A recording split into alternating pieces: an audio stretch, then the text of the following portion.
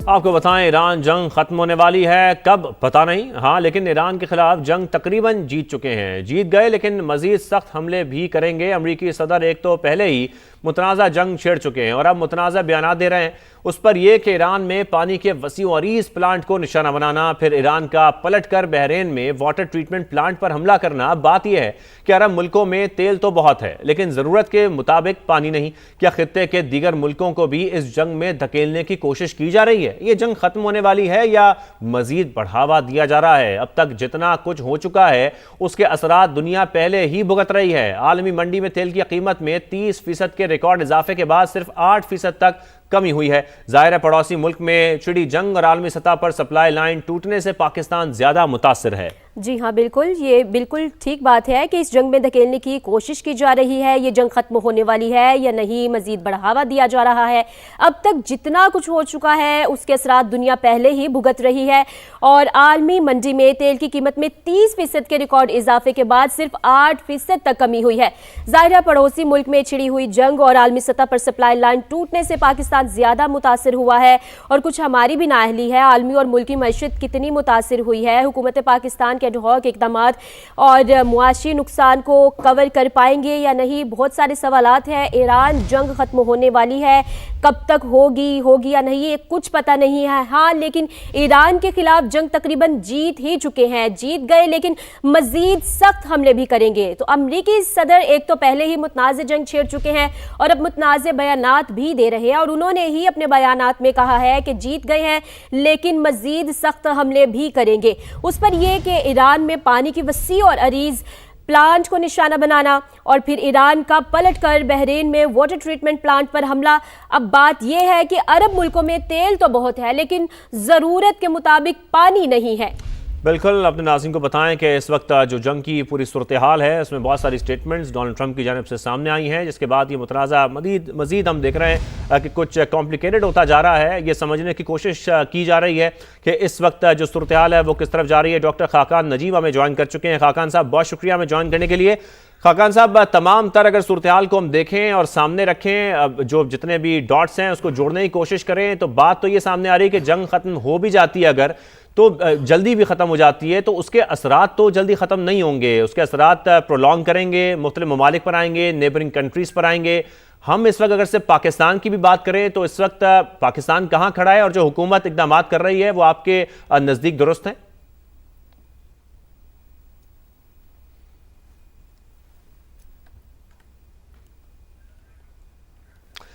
खाकान नजीब साहब से भी हम बात करेंगे और इस हवाले से जानने की कोशिश करेंगे, उनका तज्ज़िया हासिल करेंगे कि इस वक्त जो सूरत हाल है वो किस तरफ जा रही है। इसमें ईरान, इसराइल और अमेरिका की इस जंग में ऐसे कितने और ममालिक हैं जो इससे मुतासर अभी भी हो रहे हैं इस जंग के दौरान और आने वाले वक्त में भी।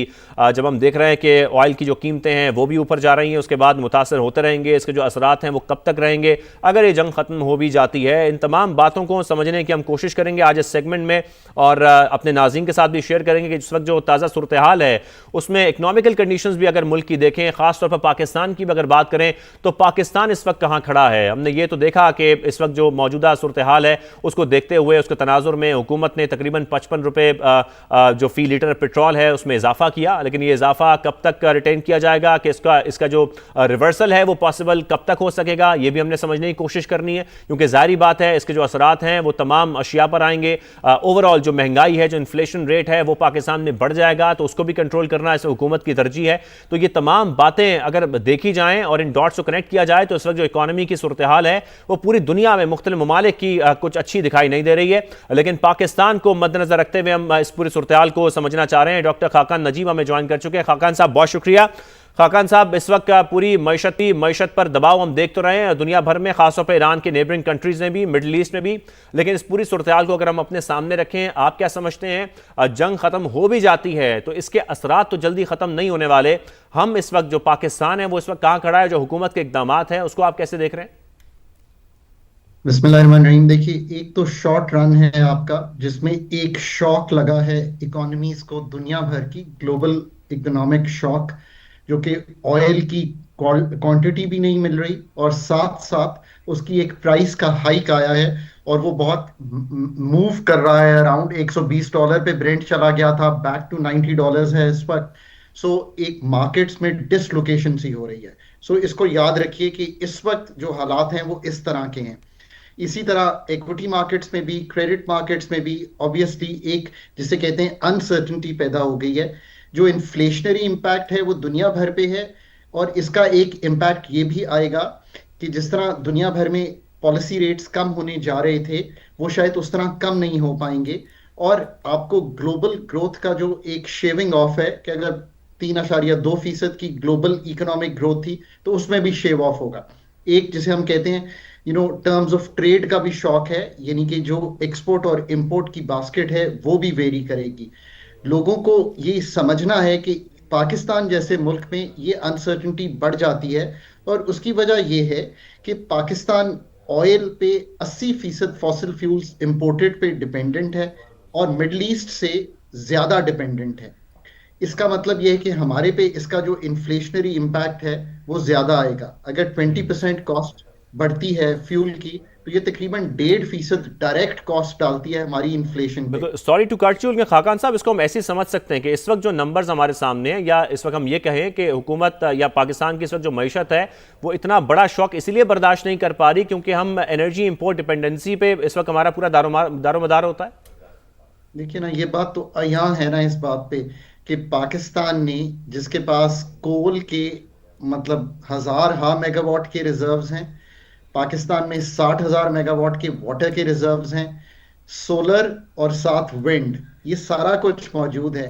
पर 1992 से लेकर आज तक, जब आपने आईपीपी से लेकर आज तक इंपोर्टेड कोल, इंपोर्टेड फॉसिल फ्यूल्स पे इस सिस्टम को बिल्ड किया है। सो थिंक थ्रू कि हमने क्या किया है मुल्क के साथ। अगर इसको आज भी लॉन्गर टर्म बेसिस पे तब्दील करना है तो इसके अलावा तो कोई नहीं हो सकता ना, जिसको टेक्निकल टर्म्स में कहते हैं जस्ट एनर्जी ट्रांजिशन, जिसका मतलब है कि हम इस इंडिजिनस फ्यूल पे जाने के लिए अगले 3 से या 5 साल का मंसूबा रखें। 11,000 मेगावाट सीपेक में भी जो प्लांट्स बिल्ड हुए, आप और मैं दोनों जानते हैं ना कि इंपोर्टेड कोल पे सेंटर ऑफ पंजाब में बिल्ड हुए, इंपोर्टेड एलएनजी पे बिल्ड हुए। अगर इस तरह देखेंगे तो जो एनर्जी सिक्योरिटी है वो अब 1973 के बाद इतनी बड़ी जिसे कहेंगे शॉक लगा है और वो थ्रेटन हो गई है।